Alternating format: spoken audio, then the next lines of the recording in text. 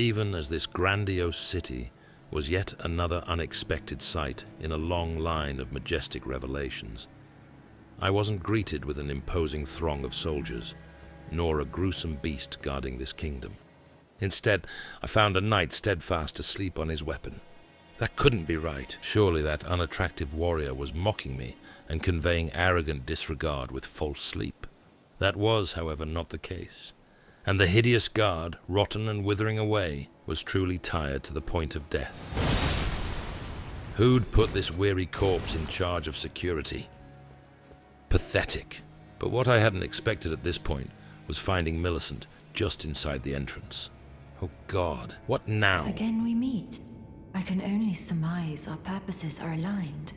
In which case, allow me to explain myself. I am of Malenia's blood. She was related to the famed warrior maiden who withstood the general in his prime. I'd better agree with her. There is something I must return to Malenia. The will that was once her own. The dignity. The sense of self that allowed her to resist the call of the Scarlet Rot. I just nodded and pretended to understand her mad ramblings. It turned out that the knight who failed to guard this city wasn't the only sleepyhead, because aside from soldiers staring blankly out at the sea, I encountered several individuals preoccupied with nothing but sitting on their asses, doing nothing of importance. Something was wrong with this place. Had all of the inhabitants fallen under a spell of some sort? Or was this land merely falling into an uneasy slumber of death and disintegration? I spent the next hour or so trying to find my way through this labyrinthine city of drowsers, with only a couple of nasty surprises. Eventually, I came upon a putrid tree guardian patrolling a large boulevard. Not only did it roam with a menacing air of slow and predatory hostility, it was also acutely aware of its surroundings. That particular creature took me a surprisingly long time to finish, in part because of the terribly enclosed space, which didn't leave me any room. Well, you get the picture. In the end, I did finish that grumpy old tree, only to reach a sealed door with no way to proceed any further. That left me one other option. There was nothing else to do than going further down. But of course, there was an impressive array of deplorables down there, and as I sought out the shadowy depths of this magnificent city, worn down by some unknown ailment, I thanked the... Wait, what was this? I'd seen that abomination before. Why didn't that shrieking obscenity attack? That despicable thing would truly get what it deserved. In theory, at least. Had the circumstances somehow been different, I wouldn't have even considered returning to this foul-mouthed freak. Alas, I had been careless, and had, ever since my arrival, amassed significant wealth, and wasn't about to squander it due to something as embarrassing as fright. That nightmarish bag of sickly meat kept on haunting me for hours, and, oh God, another one. I was forced to stare at those horrors molesting my corpse. Oh, the joy. After several failed attempts, I finally managed to sneak past those freaks of nature. By the gods, a third one? Go the other way, please. I beg of you, I should move. Better to be safe than sorry. Oh no, God damn it. I ran as if torrent carried me, reached a ladder and climbed as best as I could, right up into the arms of a smiling guard. Oh, so you like to watch, do you? I'll give you a closer look then, you pervert. At this point, I briefly lost track of time, and must have continued my frenzied burst of anxiety-fueled will to live. I had somehow, in that dreadful state of confusion and fear, jumped across a large gap, and now found myself in a dusty and quiet chamber. This place had a soothing effect on me, and while I caught my breath again, I took my time to carefully go through the belongings left by some unknown scholar. Where were the other inhabitants who used to live in this city? The mere fact that someone ages ago had deemed it fit to create breathtaking mosaics, told the story of a different time. It grieved me greatly to part with this unexpected cell of tranquility, but the journey had to be resumed, even if I didn't really know where I was heading. Was haughty Gideon truly the last scholar left alive? During my travels, I had only come upon 2 others, one of them a foul-mouthed vermin in the service of my mistress, the other a kind soul. Keeping at it, I came upon packs of mute Crystalian guards, and even more of those disgusting eggs. Why leave these abject horrors around? This once glorious city was clearly disintegrating, but the unreal and perpetual suffering of this hell had halted the decay. Just how bad things were here, I would realize seconds later, as I, gasping like a kitchen wench, eyeing a well-built apprentice at the harvest dance, came upon a sight unlike any other. Was I inside a huge and crumbling tower, or a tree? I had difficulties determining where I was. A toxic river of fuming, seething substances dominated the unreal space, and I couldn't help but inhale the sweet smell of rotting organisms.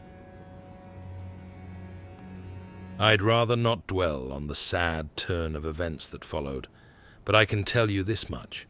After being assaulted by the loathsome insect warriors I had encountered ages ago in Caelid, I ended up in quite a pickle. That wasn't the real tragedy, though, but rather what happened in the aftermath of the skirmish in the rotten swamp. Here, I was summoned to aid none other than Millicent, against what could have been her sisters. Make no mistake, all of them were cruel and exceedingly gifted in the art of war, and I was forced to reassess my belittling attitude towards that one-armed warrior maiden I had saved in the crumbling church. "Millicent, help me!" How could I have been so wrong? She was absolutely glorious. We were victorious, and I made sure that none of those ghastly siblings would ever haunt her again. I regret to admit this, but nothing had prepared me for what I was about to experience. Thank you for lending your hand. Without your help, What's wrong? I could not have defeated that quartet. I feel as if I've been in your debt from beginning to end. Thank you. Don't think about it. With your help, I was able to live as my own person. If only in passing. This is where things end. Oh no. I paused to even tell you, but I took out the needle myself. Why do such a thing? If I am to flower into something other than myself, I would rather rot into nothingness as I am. Let me pass alone. The scarlet rot writhes now, worse than ever. Soon, I won't be more than a mound of flesh, curse-laden, untouchable. I wouldn't want such a thing to bring you harm. The rest was silence. Shocked by her untimely death, I heard her words of departure, over and over again. This is where things end. Not knowing what to feel, I was numb inside. I went through ancient drainage systems and finally stepped out into the light. What was this place? Never before had roots been allowed to annihilate a grand city like this. I had, on more than one occasion, been rigorously schooled in the dangers of gravity, and after having to consider other and more accessible avenues, I eventually discovered a broken roof nearby.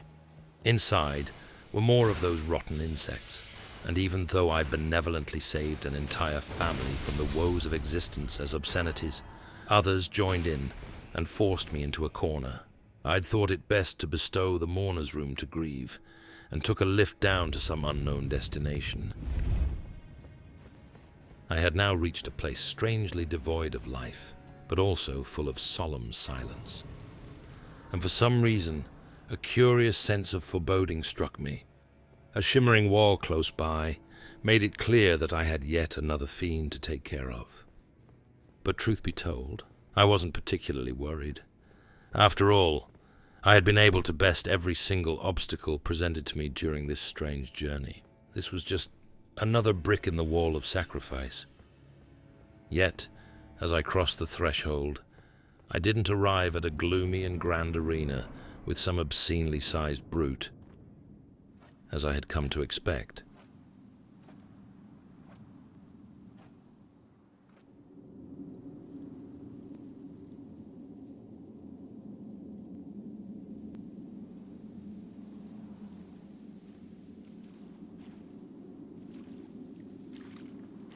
There was nothing but eerie solitude and the sensation of eons gone by, except for a maiden with magnificently red hair. What a beauty! Another arm missing? It reminded me of the statue I'd seen. She looked as if she'd been sitting there forever. Oh, she had a mechanical arm as well. A gust of wind from some unseen corridor disturbed the leaves at her feet. What the... Oh, the sleeper had awakened. I dreamt for so long.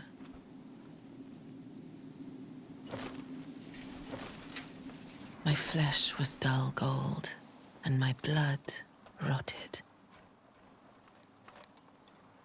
Corpse after corpse left in my wake. This hardly bode well. As I awaited his return.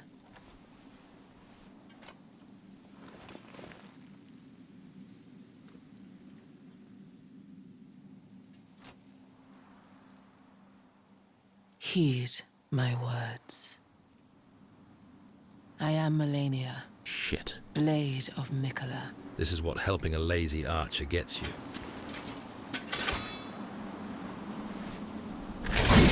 Wait, my lady. I knew your sister. We were close. And I have never known defeat. Oh dear.